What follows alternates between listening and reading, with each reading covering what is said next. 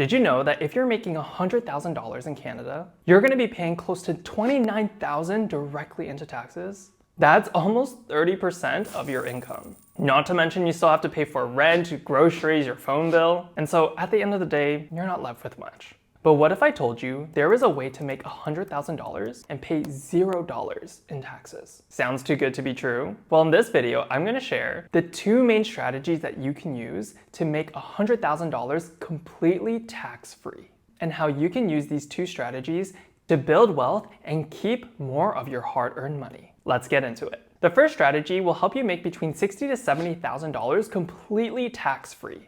But before I teach you about the strategy, you first have to understand how taxes work in Canada. Most Canadians think that if you make more money, you're going to push yourself into a higher tax bracket. But that's not entirely true. Instead, Canada uses a progressive tax system, where your income is taxed based on different tax brackets. Imagine that you're pouring water down a filter, and then the water is then filtered into different buckets. The water is your income, and the buckets are the different tax brackets. And so here's a chart showing all of the federal tax brackets in Canada. For example, if you're making $100,000, the first part of your income will be taxed at 15%, while the remaining income above $55,000 will be taxed at 20.5%, with a total of $17,000 in federal taxes. Now keep in mind you also have to pay provincial taxes, which has its own tax brackets. Okay, and so now that you know how taxes work in Canada, let me share the first strategy that you can use in order to make $60,000 to $70,000 per year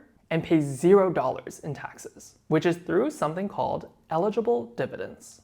Dividends are essentially cash paid out by a corporation to someone who owns shares in that corporation. For example, if Apple decided to give out a $10 dividend per share and you owned 100 shares of Apple, you would receive a dividend of $1,000. Now there are two main types of dividends: eligible dividends and non-eligible dividends. Eligible dividends are just dividends given out by a publicly traded Canadian company, which are Canadian companies that are traded on the public stock exchange, which means that any investor like you and I can invest in these companies. Some examples are RBC, TD, Enbridge, etc. Meanwhile, non-eligible dividends are simply dividends received by companies not traded on the public stock exchange.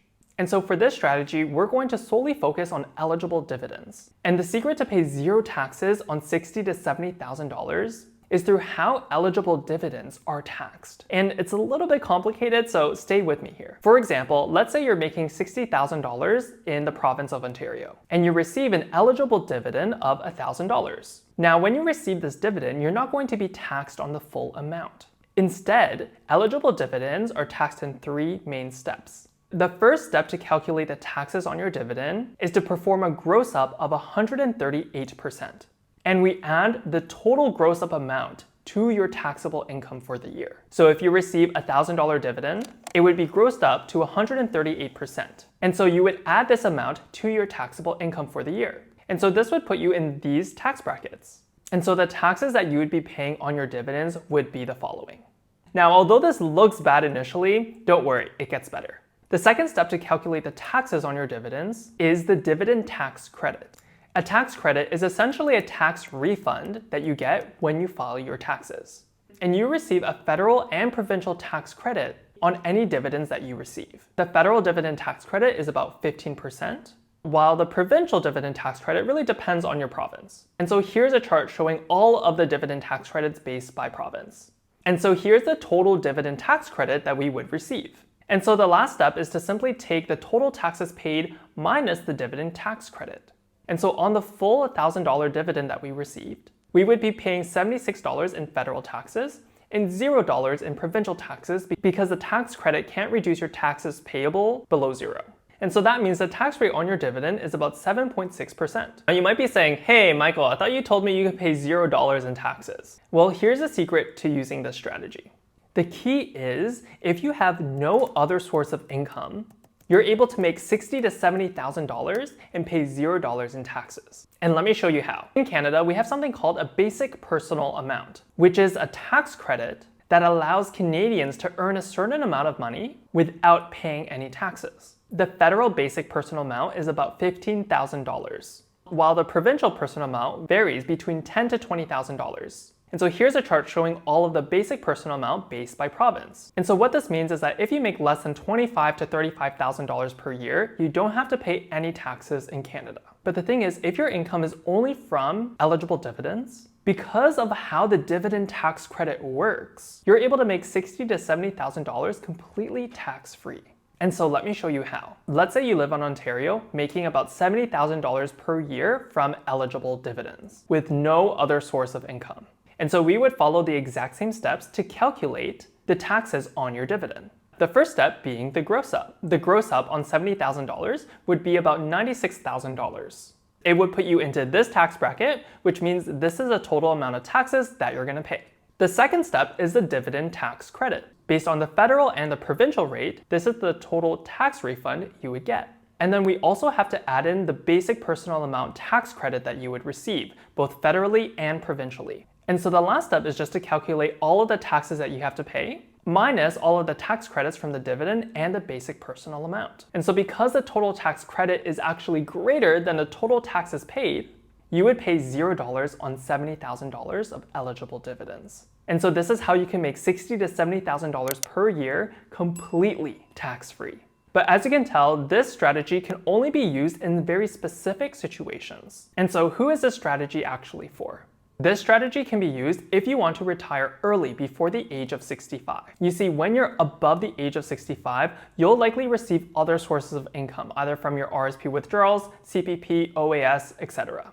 And so this strategy is really only effective if you have no other source of income. But regardless, even if you do receive other sources of income, this is still a very tax-efficient way to pay less taxes. The second scenario that you would want to use this strategy if you have a spouse with no other source of income. For example, if you're working, but your spouse isn't working and doesn't have any other source of income, they would be able to make between $60,000 to $70,000 of income from eligible dividends completely tax-free.